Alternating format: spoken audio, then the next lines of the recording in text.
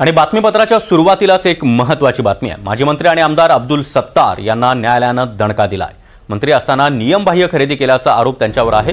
नियमबाह्य रुग्णवाहिका खरेदी केल्याचा आरोप अब्दुल सत्तारवर आहे। तर शासकीय परवानगी न घेता व्यवहाराला मंजुरी दिल्याचा आरोप देखील करण्यात आला। सामाजिक कार्यकर्ते गणेश शंकरपल्ले यांच्याकडून तक्रार करण्यात आलेली होती। माजी मंत्री अब्दुल सत्तार यांना न्यायालयानं आता पुन्हा एकदा दणका दिला। सिल्लोड न्यायालयानं पोलिसांना रिपोर्ट सादर करण्याचे आदेश दिले। या संदर्भात अधिक माहिती देण्यासाठी आमचे प्रतिनिधी मोहसिन शेख सध्या आपल्यासोबत आहेत। मोहसिन, नेमकं काय प्रकरण आहे आणि न्यायालयानं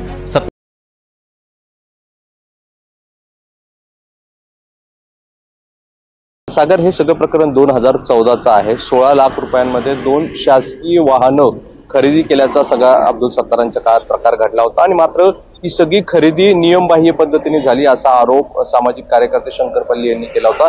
या सगळ्या प्रकारात त्यांनी न्यायालयात धाव घेतली होती आणि आता या सगळ्या प्रकरणात सिल्लोड न्यायालयाने जे आहे तर पोलिसांना रिपोर्ट सादर करण्याचं सांगितलेलं आहे। त्यामुळे एक प्रकारे अब्दुल सत्तार यांच्यासाठी हा धक्का समजला जातोय। आपण जर बघितलं तर यापूर्वी देखील अनेक प्रकरणात न्यायालयाने अब्दुल सत्तारांना वेगवेगळ्या प्रकरणात धक्का दिला होता आणि आता ह्या अँब्युलन्स म्हणजे रुग्णवाहिकी खरेदी प्रकरणात आता त्यांना या सगळ्या प्रकरणात पोलिसांना रिपोर्ट सादर करण्याचे आदेश न्यायालयाने दिलेले आहेत। त्यामुळे सत्तार यांच्या अडचणी कुठेतरी वाढताना आपल्याला पाहायला मिळतात। आता हे पाहणं महत्त्वाचं असणार आहे की या सगळ्या प्रकरणात पोलीस नेमकं काय अहवाल देतात आणि त्या अहवालानंतर न्यायालयाची काय भूमिका असणार आहे। मात्र आता तरी न्यायालयाने दिलेले हे आदेश सत्तारांसाठी अडचणीचं ठरू शकतं अशी चर्चा आहे। सागर, नक्कीच मोहसिन, धन्यवाद दिलेल्या या सविस्तर माहितीसाठी। दरम्यान सामाजिक कार्यकर्ते आणि तक्रारदार गणेश शंकरपल्ले यांनी या संदर्भात नेमकी काय भूमिका मांडलेली आहे आपण पाहूया।